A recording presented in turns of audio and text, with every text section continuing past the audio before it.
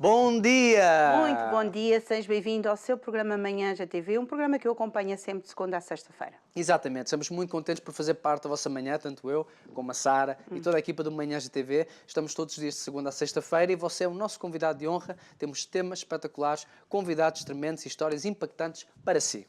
Exatamente, e hoje, como primeira convidada, vamos estar à conversa com uma escritora fantasma. Quer saber o que é uma escritora Será fantasma? que a gente vai ver? Será que a gente vai conseguir Você tem que perceber? esperar para ver. Aquela Ou que está não, aqui? se calhar vai só ouvir, vamos ver.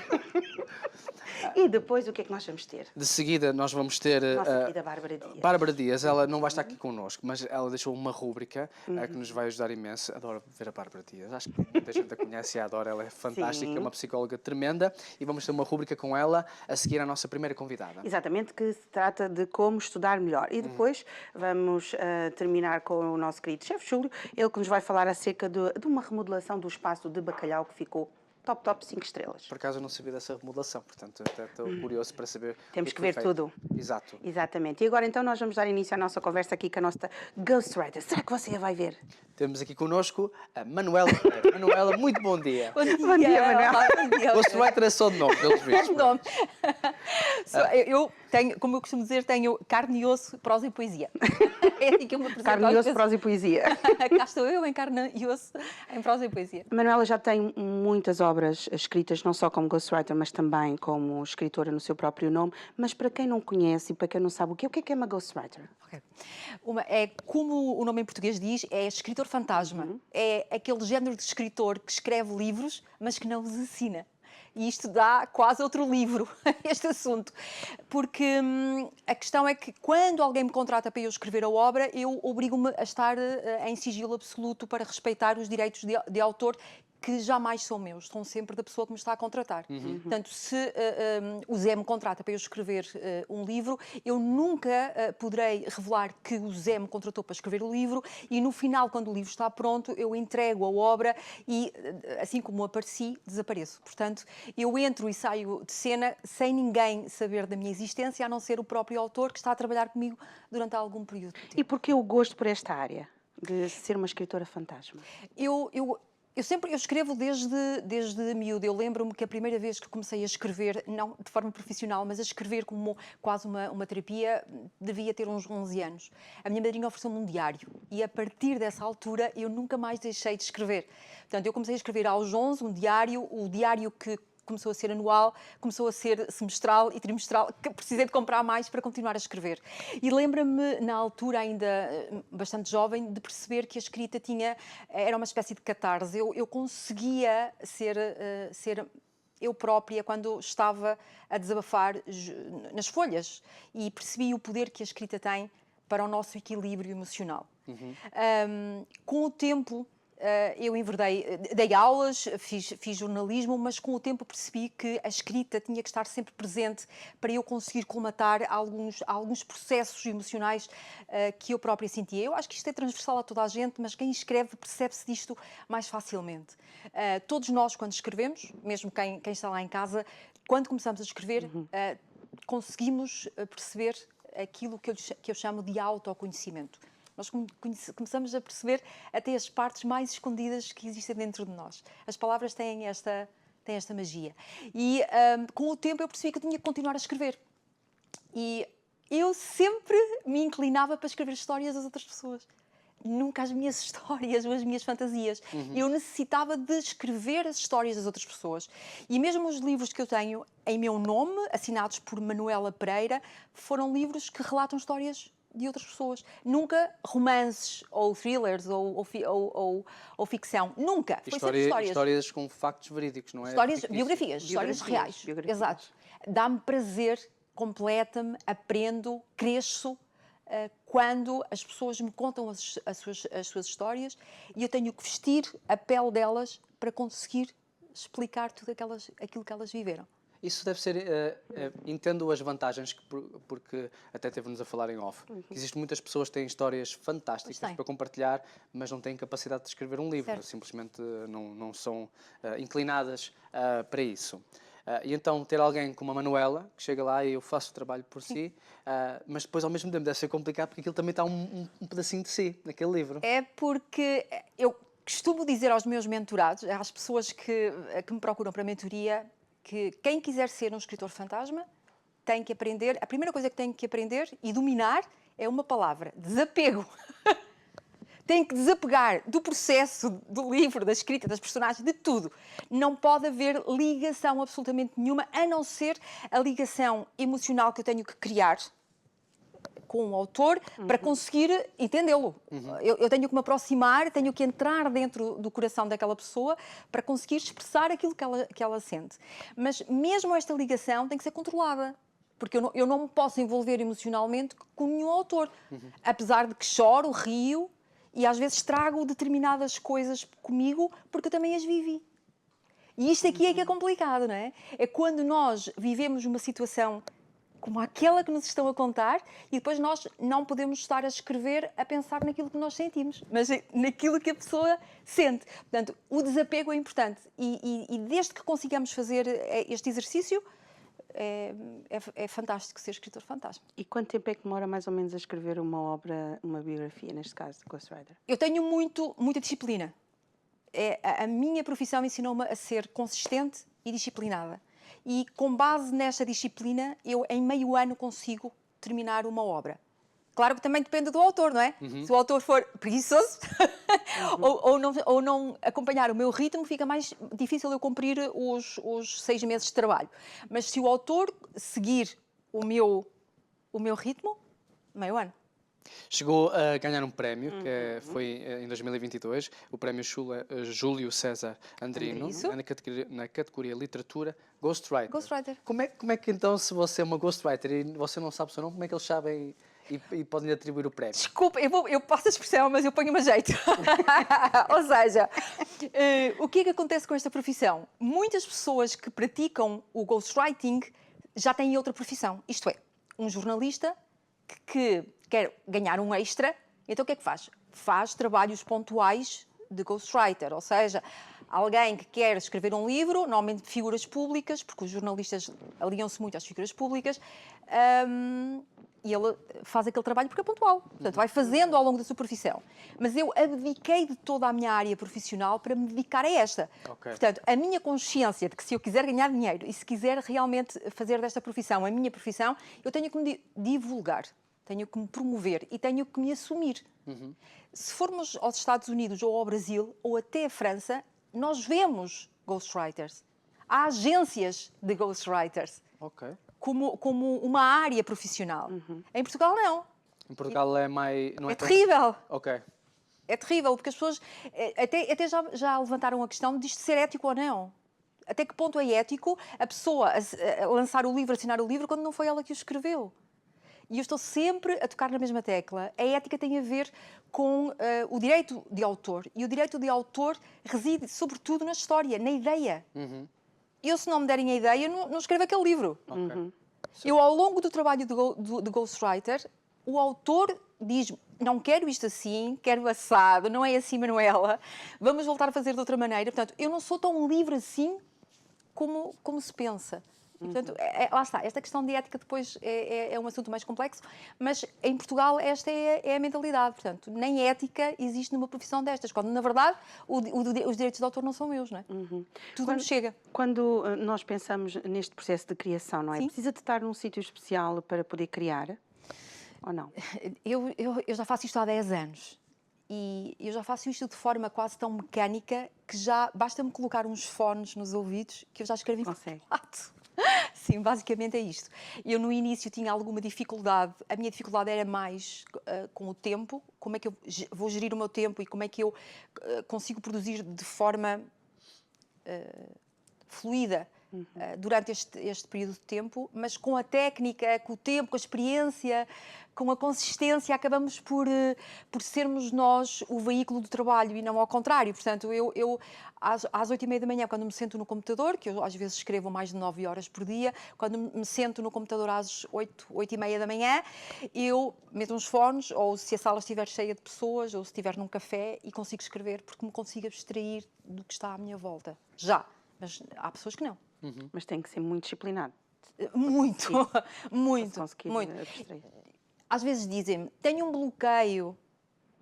o tal bloqueio ou inspiração. Eu estou sempre a dizer que a inspiração só nos encontra ou só chega até nós se estivermos a escrever. Se estivermos à espera que a inspiração caia do céu, ela nunca vai acontecer. A motivação é a mesma coisa. Eu nunca estou motivada para escrever. Eu levanto-me de manhã e eu, tenho tanta coisa para escrever hoje, meu Deus, meu Deus. Nunca estou motivada. A motivação chega quando eu começo a ver que o trabalho está a ficar pronto. E aí fico motivada. Ok, o meu trabalho está a ficar pronto, estou a evoluir, estou a desenvolver. Motivação, inspiração, bloqueio de autor, para mim são tudo ilusões que se resolvem com disciplina. Porquê que gosta de dar mentorias? A minha formação base tem a ver com o ensino. Eu depois segui o jornalismo porque me enganaram. Mas a minha base de formação é humanidades. E eu fui preparada para ensinar. Portanto, eu ainda sou do tempo dos 5 anos de licenciatura, em que ainda não havia o Bolonha. Portanto, foram 5 anos de licenciatura, foi um ano de estágio e foi tudo formatado para eu ensinar. Tanto que eu dei aulas durante 7 anos. E eu acho que esta parte do ensinar, de construir pessoas, de as aprender, de as ensinar de forma a que elas aprendam a importância e o valor daquilo que podem fazer em forma de contributo para uma sociedade, é o que mais me inspira. E eu acho que esse papel que nós temos quando eu vou ensinar, sobretudo o papel da escrita, é mais forte que eu. Sente que há muitos escritores hoje que gostam daquilo que fazem? Ai, que pergunta tão difícil! Porque é assim, há muitas pessoas a quererem ser escritores. Eu não sei se já repararam que as pessoas criam imaginação à volta de um escritor. Imaginam como é que será a vida de um escritor. O que é que ele fará, como fará. As pessoas tendem a imaginar... As rotinas matinais. É o fantástico, não é? O escritor é o fantástico. E muitas pessoas querem ser escritores porque realmente acham que é uma profissão extraordinária. E é. Mas depois o que é que dizem essas pessoas? Que escrever é difícil, escrever não se ganha dinheiro, não há futuro para os escritores em Portugal. E depois o que é que acontece? As pessoas desiludem-se com o que ouvem e nem sequer arriscam esta profissão. E, na verdade, o que acontece é, eu para ser um escritor, ponto número 1, tenho que me dedicar à escrita. Não há outra hipótese. Eu não posso ser professora, não posso ser enfermeiro, não posso ser advogado e querer ser escritor. Agora, eu posso ser enfermeira e escrever, que são coisas diferentes, não é? Agora, se eu quiser ser escritor, eu não posso ter outra profissão, porque eu preciso de estar muitas horas a escrever e também não posso estar a escrever a pensar no dinheiro que vou fazer com o livro, porque senão eu não estou a escrever de forma genuína. Eu estou a escrever para os outros, ou seja, não, agora não vou escrever isto porque isto não vai vender. Ok, não, esta ideia não vai vender. Então, e essa escrita passa a não ser genuína e normalmente nunca resulta. Então, para ser um escritor, tem que se entregar de corpo e alma à escrita e escrever primeiro por nós e os outros são a consequência. Portanto, eu vou escrever o meu livro. Se chegar a uma pessoa está fantástico, porque os outros são sempre a consequência. Agora, dá dinheiro. Da forma como está hoje o mercado editorial, o escritor já não é só aquela pessoa que escreve, mas é também responsável pela promoção do seu livro. E aqui é que está o clique que faz a diferença no sucesso entre uns e outros escritores. É que eu não posso escrever o livro e deixar a responsabilidade à editora. Isto já não acontece hoje em dia. A editora é o instrumento que vai colocar o livro no mercado, mas são tantas pessoas neste momento a escrever e a editar livros. Estamos a falar de centenas de livros que saem no mercado diariamente. As editoras não podem estar a promover todos os livros de igual forma. Elas escolhem aqueles que acham que comercialmente vão ter mais sucesso. Mas se eu quero ter sucesso, eu tenho que me envolver no processo. Certíssimo. Isso aqui já estamos a ter umas aulas de mentoria à borda, não sei se estás a perceber.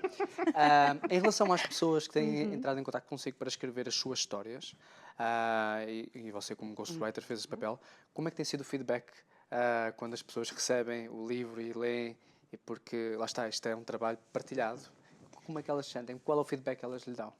Eu sinto-me uma privilegiada por fazer o que eu faço, porque quando as pessoas chegam a mim e me pedem para eu escrever a obra, elas vão abrir a porta de casa, vão abrir o corpo, vão abrir a alma, abrem tudo.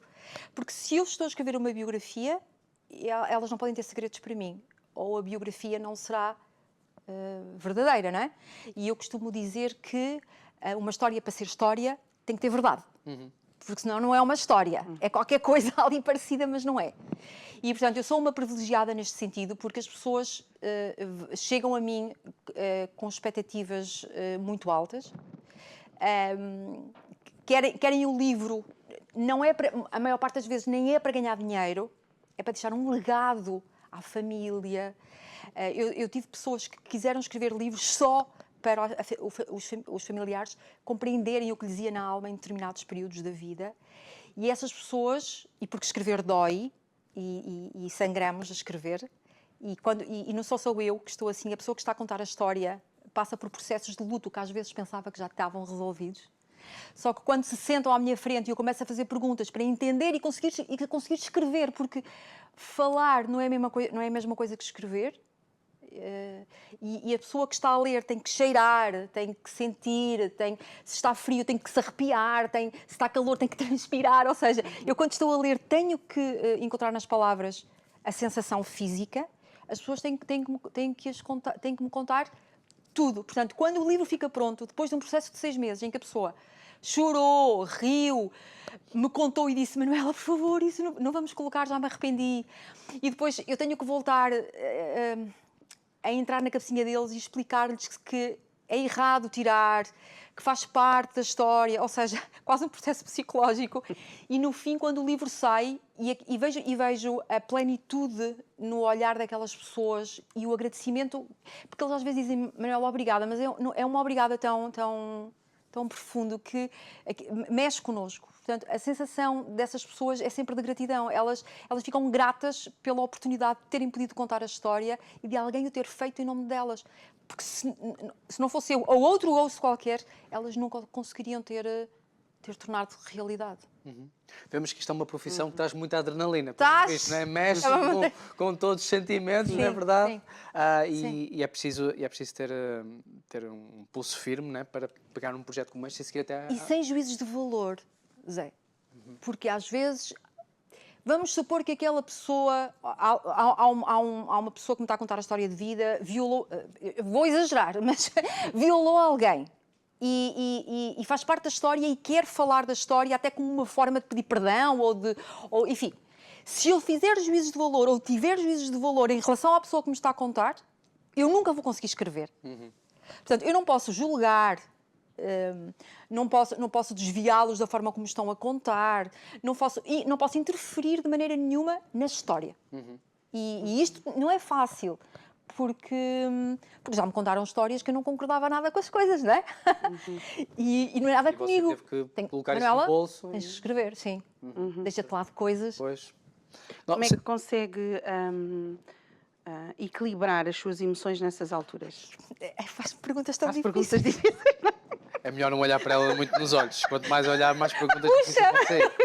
Não é? Porque vivenciar, ou estamos a ouvir a outra pessoa a contar-nos a história que nós vamos, neste caso, que a Manuela vai ter que escrever, a Manuela, ao estar a ouvi-la, está a viver aquilo que ela está a dizer. E quando vai transpor para a escrita, né, vai voltar a viver aquilo que a pessoa lhe voltou a dizer. Como é que consegue encontrar esse equilíbrio emocional para conseguir abstrair-se e ficar só focado naquilo? No início era muito difícil. Lá está, a experiência ensina-nos a tornar-nos mais fortes, mas no início era muito difícil. E eu confundia muito aquilo que sentia com aquilo que as próprias pessoas sentiam. Era o meu erro crasso no início, quando comecei. Eu deixava que as emoções deles, que eram muito idênticas às minhas, ficassem afogadas sobre as minhas. Ou seja, era a Manuela que estava a escrever. A Manuela, não era a Ghost. Com o tempo, eu fui fazendo catarses, ou seja... E eu às vezes digo isso aos meus autores. No final, às vezes digo: olha, agradeço profundamente, porque mais uma vez deram-me uma lição de vida, mais uma vez ensinaram-me a ser humilde. Porque eu vejo nesses momentos em que eu preciso equilibrar as emoções, porque são muito idênticas às minhas, eu vejo isso como uma lição e uma aprendizagem. Eu já não olho como, ai meu Deus, vou ter que voltar a escrever isto, meu Deus, não quero, isto vai me ter confusão, vai ser muito difícil. Eu já não vejo as coisas assim. Eu já vejo como uma oportunidade de crescimento e como uma aprendizagem. E agradeço a todos esses momentos. Eles têm sido verdadeiros mestres.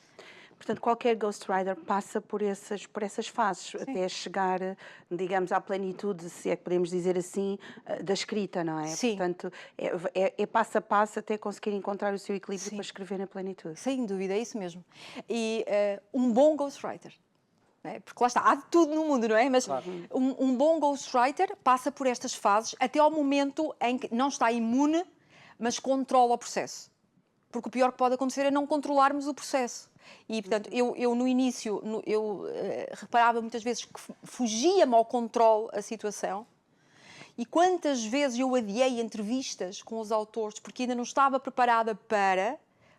Porque às vezes estamos a falar de pessoas com 70 anos que tiveram uma vida muito dura, muito dolorosa, e que choram, e que nós vemos a fragilidade em alguém com 75 anos que nos lembra o nosso avô, que nos lembra os nossos pais, e portanto é difícil, mas com o tempo e com a experiência nós começamos a controlar o processo e esta é o momento, como estava a dizer e bem, é o momento em que temos a plenitude, conseguimos controlar tudo aquilo que fazemos, sim.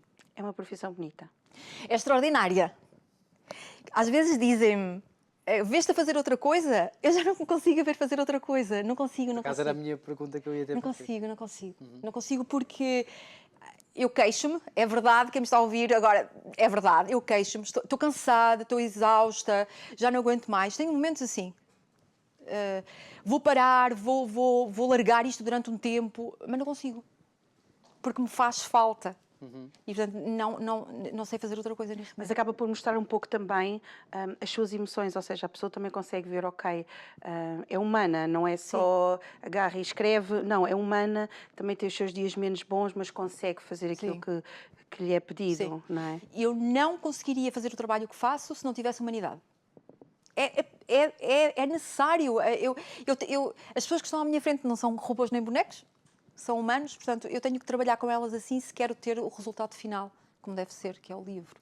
Você, como nós falamos, Vais pedir à Manuela para escrever o teu livro? a minha história. Então, por que não? Tu é que tens muito mais para revelar. Oh, meu Deus! O que é que quer dizer? Hã? Queria dizer qualquer coisa? Se tu és mãe de 3 filhos, com certeza deves ter o triplo das histórias que eu tenho. Só tenho um. Normalmente as senhoras têm histórias muito boas. Agora, você tem 3 livros: Pacto de Silêncio, certo? Certo? Maternidades Fugazes. Isso. Entre o Céu e a Terra. O que é que estes livros retratam? Essa também é uma pergunta difícil. Mas estes são livros da sua autoria e sei que você pode falar deles à vontade. É assim, os 2 primeiros que o Zé mencionou, o Pacto de Silêncio e o Maternidades Fugazes, são livros de histórias de mães que perderam bebés durante a gestação. Como é que isto funcionou? Eu perdi bebés durante a gestação e lembrei-me de escrever o Pacto de Silêncio. Reuni várias histórias. A Ágora, que é uma editora brasileira, convidou-me para escrever o Maternidades Fugazes à luz do que eu fiz no Pacto de Silêncio. Por isso é que nasceu esse segundo. O terceiro, Entre o Céu e a Terra, foi porque eu tive uma experiência traumática. Eu perdi uma filha para o cancro, a Vitória, e senti necessidade de reunir histórias de pais, devido a tudo que eu vivi no IPO, o pouco apoio emocional, psicológico, e a vontade que os pais tinham de falar sobre o que tinham vivido. Eu reuni histórias, são 7, acho eu, entre o céu e a terra.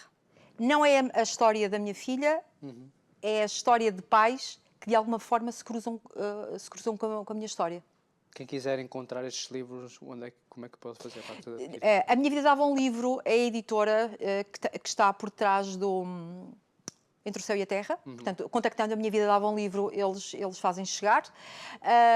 A Ágora é brasileira, portanto, só mesmo através do site do Grupo Sumos, que é a Ágora é uma chancela do Grupo Sumos.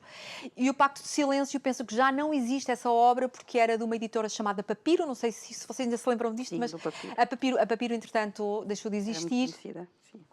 E não sei se já encontrei. Eu tenho o livro em casa, um dia desses. Quem guarde, sabe? é uma Manuela, realidade. eu acho que era muito bom vir cá num próximo programa. Acho que iríamos adorar. É muito Obrigada. bom ouvi-la. É Obrigada. muito bom ouvi-la. E acho que aprendemos muito. Obrigada, e eu. Será um gosto. Foi um prazer conhecê-la. Obrigada, Zé. E só para terminar, redes sociais, como é que podem entrar em contato? Sim, Manuela Pereira, escritora ghostwriter, Instagram, Facebook, LinkedIn e o site, que é www.manuelapereiraescritora.wordpress.com. Certíssimo. Obrigada e contamos consigo. Obrigada eu pela oportunidade. Foi um prazer. Obrigada.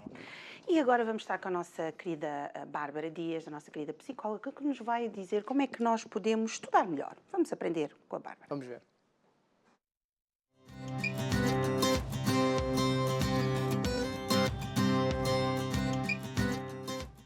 Olá, o meu nome é Bárbara Ramos Dias, sou psicóloga há mais de 20 anos e mãe de 3 doces pestinhas.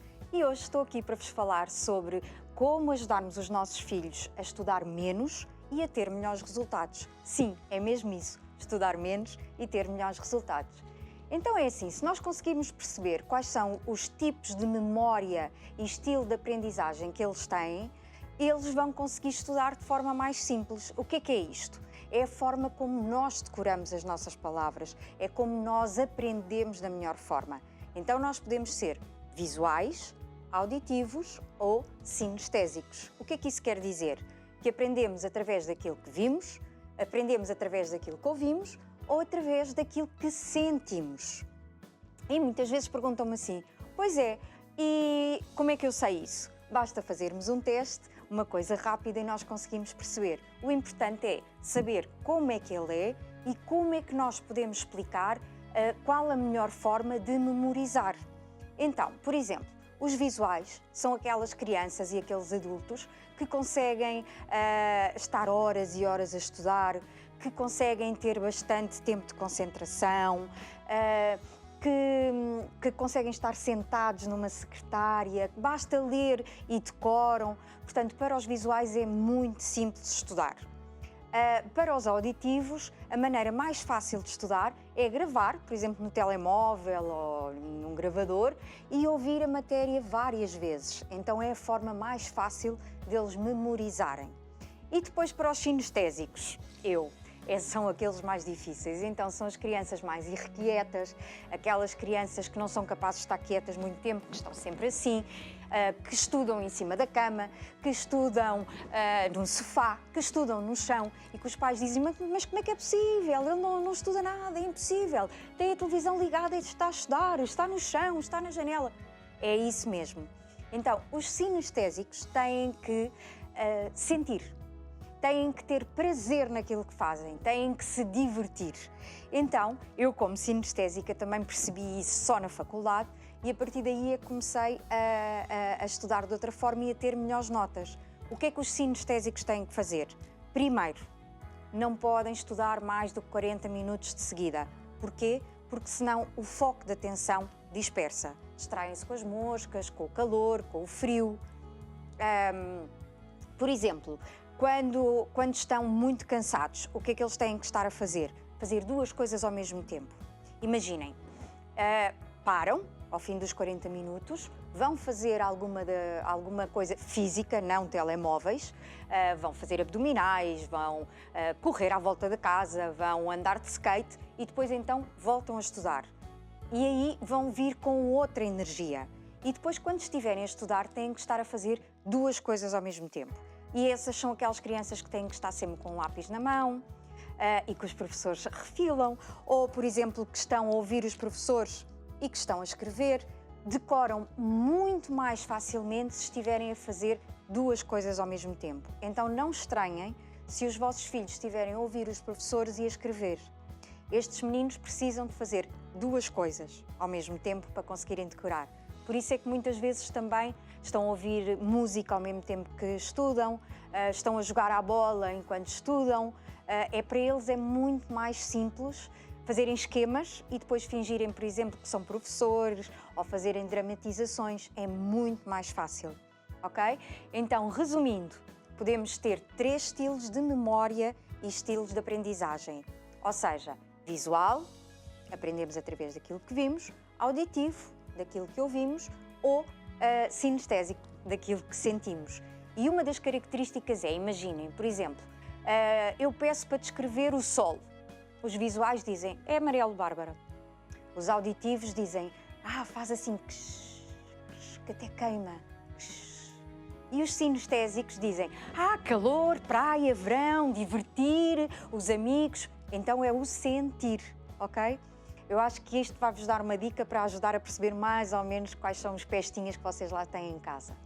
Depois, outro fator também muito importante é o stress. O stress pode ser nosso amigo e pode ser nosso inimigo. E nós temos dois tipos de stress. Temos o bom stress e o mau stress. O bom stress é o eu stress. É aquele que é o combustível para a vida, aquele que nós precisamos para nos dar energia, para nos mover, para nos fazer levantar da cama, para sairmos da apatia. Pronto, então esse é o eu stress, o bom stress. O mau stress é aquele que bloqueia, que dá brancas de memória, em que os miúdos chegam aos testes e dizem mãe, eu estudei, mas cheguei lá e bloqueei. Isso é mau stress. Em que nós até também, imaginem uma reunião importante ou alguma apresentação que bloqueamos, isso é mau stress. Dar dores de cabeça, dores no corpo, e então é o distress, o chamado distress. Pois é, Bárbara, e então como é que nós podemos fazer para termos bom stress e não mau stress? Fácil. Primeiro, beber muita água. Quanto mais hidratado estiver o cérebro, melhor nós vamos nos conseguir concentrar, estar com bons níveis de stress. Segundo, fazer exercícios de respiração. É importante oxigenarmos o nosso cérebro. Porquê? Porque baixam também os níveis de stress e ficamos em melhor stress. Exercício físico, crucial. Porquê? Porque produzimos uma hormona que se chama serotonina e o que é que vai acontecer? Vai nos dar uma sensação de bem-estar e por isso o stress também vai diminuir, ok? Dar abraços a quem gostamos. Produzimos oxitocina, outra coisa muito estranha, mas que o nosso corpo produz ao toque. Então, se nós dermos um abraço, vamos nos sentir muito mais felizes. E depois, claro, o yoga, a meditação, os PPPs, que são os pensamentos positivos permanentes, que é trocarmos, em vez de estarmos a antecipar cenários negativos, estarmos sempre a focarmos mais nos cenários positivos, nos pensamentos positivos, o eu consigo, como aqui este meu novo livro que acabei de lançar, que é Conseguimos Tudo o que Queremos. Então, é focarmos-nos muito mais no positivo e esquecermos o negativo. E assim vamos conseguir estar em melhor stress, em eu stress, não é? Em vez de estarmos em distress. Temos o stress como combustível, como amigo. Então, se vocês ensinarem estes pequenos truques aos vossos filhos, ou se precisarem de ajuda, também já sabem que podem falar comigo nas redes sociais e fazer algumas perguntas, eu posso vos dar pequenos truques para vocês perceberem qual é o estilo de memória, aprendizagem e o tipo de stress dos vossos filhos. Porquê? Porque eles assim vão conseguir compreender melhor quem são e como são e, por isso, estudar menos com melhores resultados. Obrigada e até à próxima!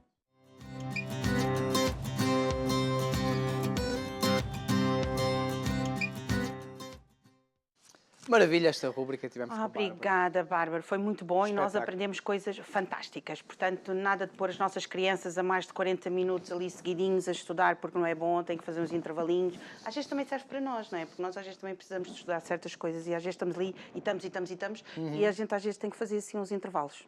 Portanto, aprendemos muito aqui com a nossa querida Bárbara. Se eu tivesse conhecido a Bárbara há mais tempo, Então, quando andava na escola, podia dizer à minha mãe, não posso estar mais de 40 minutos. tem que fazer um intervalo. Tem que fazer intervalo.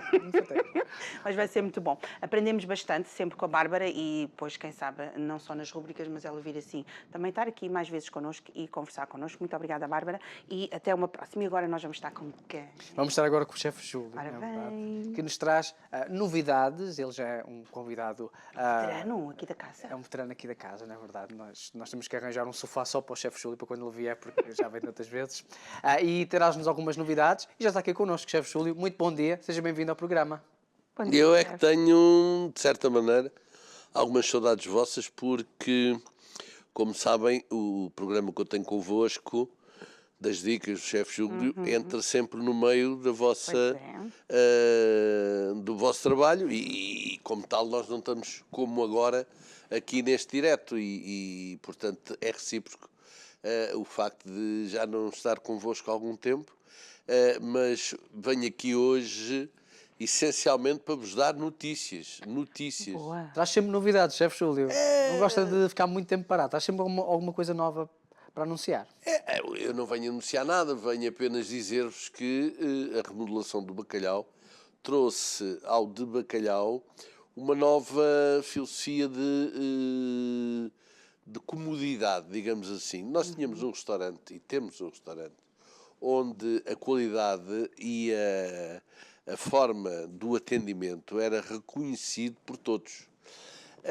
Nas notações havia sempre uma ou outra um bocadinho menos favorável, na medida em que as pessoas diziam: chefe, você tem um restaurante tão bom, nós comemos tão bem, o staff é maravilhoso, mas o ambiente às vezes parece uma cantina, às vezes parece assim um restaurante daqueles sem desprestígio para eles, porque foi uma coisa que marcou as nossas vidas, que era a Feira Popular. Era um restaurante de feira e tal. Então nós aproveitámos, fechámos, demos foco ao pessoal e decidimos fazer uma remodelação. Desta vez investimos em ambiente. Ok. E como vão ver pelas imagens, o ambiente ficou fantástico. Nós temos agora o restaurante dividido na sala dos bacalhaus, que tem uns bacalhaus pendurados no teto, iluminados. Depois temos a sala do bacalhau. E aqui quero dizer que conseguimos uma artista plástica que por acaso é amadora nas horas vagas, porque a profissão dela é professora, mas que faz uns trabalhos fantásticos. E fez um bacalhau em macadrame. E o bacalhau está lindo. É um bacalhau que tem cerca de 2 metros, todo iluminado, todo feito naquela cordazinha especial. E aí ficou a sala do bacalhau. Tem uma fotografia do chefe Júlio que já estamos um bocadinho arrependidos, porque essa fotografia está tão real, que já tive uma outra pessoa que me chamou e disse: você está zangado comigo? Então, mas porquê? Eu estou farto de o chamar e você não vem. Não, aquilo ali é uma fotografia. Quando não estou cá a tirarem fotografias. Depois subimos, aquela sala grande que vocês conhecem, foi também remodelada e dividida em duas. A sala grande para os grandes eventos, fado, etc. E uma sala nova que se chama Sala do Chefe Júlio, que tem também, feito pela mesma artista plástica, 3 fantásticos bacalhaus, estes mais pequenos, mas enquadrados com uma luminosidade diferente. Devo dizer que hoje em dia no de bacalhau a comida continua a ser o que vocês sabem, muito boa. O atendimento, obrigatoriamente, eles são, digamos, o verdadeiro cartão de visita do de bacalhau, que são os empregados. E agora também o ambiente em que se vivemos, que é fantástico. Ok, certíssimo. Muitos parabéns, chefe. Muito obrigado. Toda esta remodelação, com certeza que teve muito tempo em que esteve a estudar, a preparar, a pensar como é que ia querer. Quanto tempo é que estamos a falar de Pois, planeamento? estamos a falar de uma coisa que espero que depois não vão inundar o meu telefone a perguntar-me, porque normalmente estas coisas demoram meses, mas foram 15 dias. Foi o tempo que nós tivemos disponíveis para fazer uma reunião com a nossa arquiteta, Teresa Tecas, que é alguém que tem feito um trabalho muito interessante na mudança, digamos, de algumas filosofias dentro da restauração. Ela ainda agora fez também a remodelação total do nosso dote na Avenida Liberdade. Nós procurámos ter equipas, e já agora também uma equipa fantástica, de uma empresa que eu pensava que era só fornecedora de produtos, de mercearias, de hortaliças, e tudo aquilo que a restauração precisa, que é uma grande empresa, a Sogenave, que é aqui ao lado do Tujal, mas também tem construção. E tem construção com equipas que trabalharam noite e dia. Ok. Foi muito bom, foi excelente. Temos 3 arcas fantásticas, 2 de congelação e uma de refrigeração. As 2 de congelação têm capacidade para cerca de 2 toneladas de bacalhau. Caramba. Nós gastamos, como sabem, 8 toneladas, 9 toneladas de bacalhau por mês. Caixa-Mar teve uma subida em grande escala desde que passou a fornecer o de bacalhau. Espetacular. Chefe Júlio, porquê a escolha do bacalhau como ingrediente, digamos assim, principal para o seu restaurante? Pois, e isso aconteceu há 13 anos. Nós estamos aqui hoje a falar, dias depois de termos feito 13 anos de atividade. Eu já aqui contei que o de bacalhau foi inicialmente projetado no dia-a-dia pelo meu filho Henrique Fernandes. Nessa altura tivemos, sim, uma procura do que é que poderíamos, digamos, o que é que poderia ter êxito na gastronomia. Devo dizer que ainda continua a haver espaço para outro tipo de oferta, como por exemplo marisco. O Parque das Nações é pobre em marisco de qualidade. As marisqueiras que existem não se pode dizer que são ao nível do Ramiro, por exemplo, que é uma marisqueira muito conhecida e que trabalha muito bem. E, portanto, esse nicho de mercado, nós tentámos ver que tipo de solução é que podíamos, mas o marisco hoje em dia, das duas, uma. E é uma recomendação que se faz, nomeadamente, a quem quer ir por esse caminho. Ou é muito bom e sempre muito fresco, ou não vale a pena investir, porque dura pouco tempo. Porque uma marisqueira que não tem produtos de qualidade, não é? A primeira pode disfarçar, à segunda as pessoas deixam de ir. Depois havia uma outra solução, continua a não haver, na Parque Expo, em toda aquela zona norte, oriental, que era o leitão. Ainda hoje há dificuldades em Lisboa de se encontrar, como na minha ilhada, uma casa de leitão. Há, de facto, na Grande Lisboa, o Negrais, onde é, passa a expressão, ao nível da minha ilhada, um sucedâneo, mas no centro da cidade não há uma casa de leitão.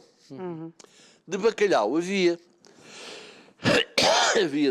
2 ou 3 casas de bacalhau, mas primeiro na zona da Parque das Nações não havia, e segunda, não havia algo que fizesse aquele taran, que é muito importante. E o nosso taran é aquele misto de 4 bacalhaus, ou seja, a possibilidade de, principalmente a nível de quem vem de fora, seja interno, seja externo, que quer comer um bom bacalhau e está a comer um bacalhau alagareiro e vê passar um bacalhau à brasa e diz: epá, aquele se calhar também era bom. E nós inventámos uma coisa que permite a quem vai comer bacalhau provar 4.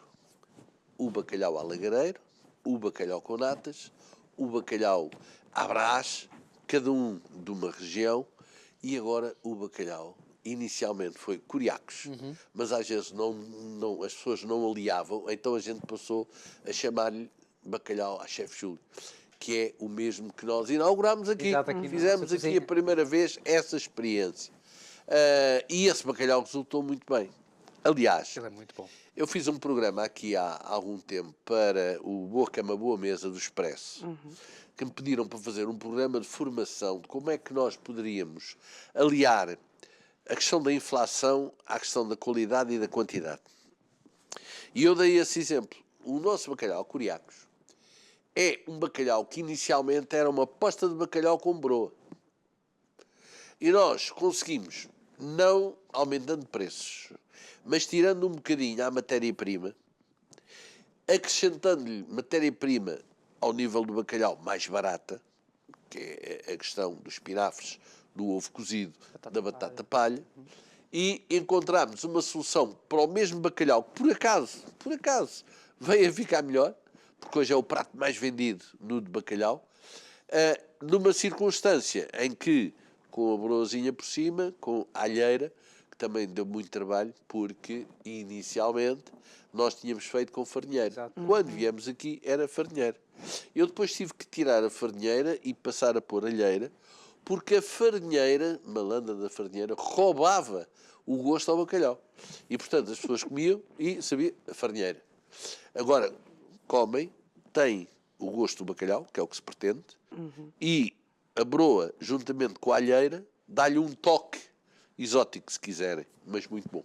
Espetacular. Eu, por acaso, tenho a admitir que é o meu prato favorito de bacalhau, é o bacalhau, neste caso. Mas à deixa-me chef Júlio. dizer que as pessoas, às vezes, ser cozinheiro é também ter a arte de adaptar, neste caso, a matéria-prima, que é o bacalhau, ao gosto das pessoas. O nosso bacalhau à brás é considerado um dos melhores bacalhaus de Lisboa. Ele é confeccionado sem se lhe roubar nada. Ou seja, tem a matéria-prima, tem a batata, o preparado, e não se poupa nos ovos. Às vezes as pessoas tentam poupar aqui e ali e depois estragam um bocadinho o prato. Mas há pessoas que recebem esse prato muito bom e dizem, isto está muito molhado, tem muito ovo, o ovo não foi passado. Mas a verdade é que o bacalhau à brás, se não for assim fofinho, perde a consistência que a receita tem. O que é que se faz? Quer um bocadinho mais bem passado, volta para trás, passa assim outra vez, vai-se ao encontro do gosto do cliente, o que nem sempre é possível com outras confecções. Certíssimo. Fora que o chefe já esteve num outro programa a falar de algumas receitas inovadoras, como você, por exemplo, falou acerca de aproveitar a cabeça do bacalhau, Sim. aproveitar, se não me engano, a espinha do bacalhau, na verdade. Certo, o samus. Chamo- Não é bem a espinha, mas é algo que corre pela espinha. Você às vezes também, ninguém diz que eu tenho um problema na espinha. Não, a gente tem um problema nas costas. E aqui é parecido, não é? Ao longo da espinha do bacalhau, não é? Há umas membranas, não é? Que são retiradas e que fazem um prato fantástico chamado samus. O samus é como, passa a expressão, a dobrada do porco, não é? E devo dizer que o samus com feijãozinho branco engana qualquer um, porque as pessoas começam a dizer, chefe, foi uma dobrada aqui no bacalhau. Não, isto não é uma dobrada, isto é samus de bacalhau, é diferente. As pessoas então têm gostado também dessa inovação, porque isso também é recente. Tem, sendo que há uma questão que nós temos que ser francos. Por muito bom que seja o prato do dia, e esses pratos aparecem como prato do dia, como por exemplo ao sábado, há sempre bacalhau à Zé do Pipo, mas há muitos dias em que eu faço o bacalhau à Zé do Pipo e depois não se vende o bacalhau à Zé do Pipo, ou seja, não tem saída. Porquê? Porque as pessoas habituaram-se aos mistos de bacalhau. E as pessoas querem é comer os mistos de bacalhau. As pessoas querem é experimentar aquele bacalhau e não... É óbvio que também saem os outros, mas o nudo de bacalhau é, de facto, uma habituação. Por exemplo, antes de ontem, tivemos um grupo de 108 jovens que cantam num grupo gospel, americanos, todos. Cerca de 10 comeram uma coisa que eu faço, vegetariana, em lugar de ser bacalhau à brás, é legumes à brás. Mas a maioria quis o misto de bacalhaus. E ficaram fantásticos, até cantaram com o coro, digamos, uma música de Natal fantástica, porque Natal é sempre que o homem queira, e eles quiseram. Espetacular. Chefe Júlio, como é que tem sido o feedback das pessoas agora que têm, com esta remodelação, não é? Que começa também trazer um pouquinho mais de glamour à casa, digamos assim, não é? Como é que tem sido o feedback das pessoas? Olha, o primeiro feedback é o espanto. Porque aquele bacalhau na sala nova é uma coisa muito grande. E as pessoas, iluminado, as pessoas entram e fazem... está muito bonito, parabéns, não sei o quê. Depois tivemos uma conjugação de esforços entre a mudança dos candeeiros e da luz. A luminosidade passou a ser outra, um bocadinho menos agressiva. Quando falamos em luz menos agressiva, falamos em conforto. Além disso, com a colocação desse bacalhau, desse teto que colocamos, acabámos por ter, digamos, uma barreira de som, não é? Que permite que não haja um eco tão grande das conversas e às vezes umas risadas fortes e umas coisas que, pronto, acontecem, é normal, mas dilui um bocado. Na sala dos bacalhaus, nós fizemos um investimento grande numa parte, numa parede onde colocámos o ripado em madeira, que tem por trás uma componente também acústica, e isso permite também dar-lhe outra valorização do ambiente. E depois temos os bacalhaus pendurados no teto com aquilo, não sei dizer exatamente qual é verga, uns bacalhaus feitos em verga. Estão a ver aqueles vime? Sim. Acho que é esse o nome correto, aqueles cheixos que se fazem entrelaçados. Eles fizeram os bacalhaus assim, com lâmpadas. Então, já se está a ver, querem ir todos ao bacalhau ver. Mas eu acho mesmo que o melhor é mesmo irem ver, não é? Temos que ir lá fazer uma visita, sim, até senhora. porque nós estamos em falta com o chefe Júlio. Então, Ele já nos perdoou. o que eu vejo é que o Di Bacalhau, né, é um restaurante muito completo, a nível, como já falámos, da qualidade da comida, do atendimento, agora o espaço. Sente daqui a mais uns anos vai haver outras coisas que vão ser Não, necessárias? nós temos que inovar. Nós temos que inovar e temos que criar condições. Sabe que eu agora estou com uma ofensiva interessante, que é ligada ao bem-estar das pessoas no que diz respeito à família. Nós temos agora algo que, devo dizer, surpreendeu-me.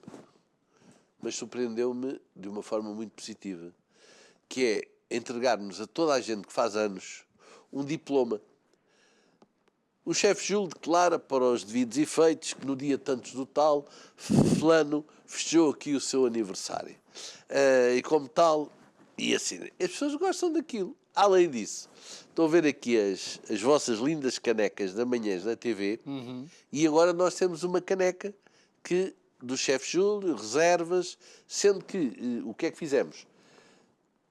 Para as crianças do sexo feminino, a Frozen. Para os meninos, o Mickey. Pronto. Olha, aquilo é uma festa.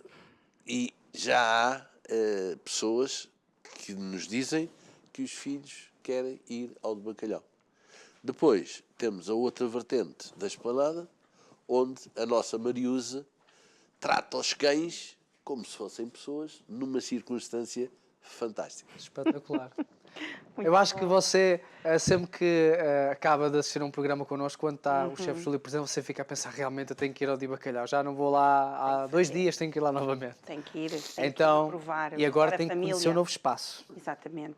Usufruir deste espaço espetacular que o chefe Júlio criou para si. Chefe Júlio, nós vamos despedir-nos agora, mas contamos consigo num próximo programa. Eu tenho uma notícia que vos vou dar e depois desenvolver no próximo programa. É que eu vou para Fortaleza, no Brasil, e vamos fazer muito trabalho social também. Boa. E hei de cá vir contar. Então, temos que Certíssimo. falar Então sobre contamos com isso. Muito Até obrigado, uma chefe. próxima, chefe Júlio. Obrigada. E nós nos despedimos por aqui. Já temos mais um tema para mais um próximo convite do chefe Júlio e temos mais convidados no próximo programa. Exatamente. Já sabe que vamos estar sempre consigo no próximo programa, sempre com temas fantásticos. Beijinhos. O resto um dia muito bom. Até lá. Tchau, tchau.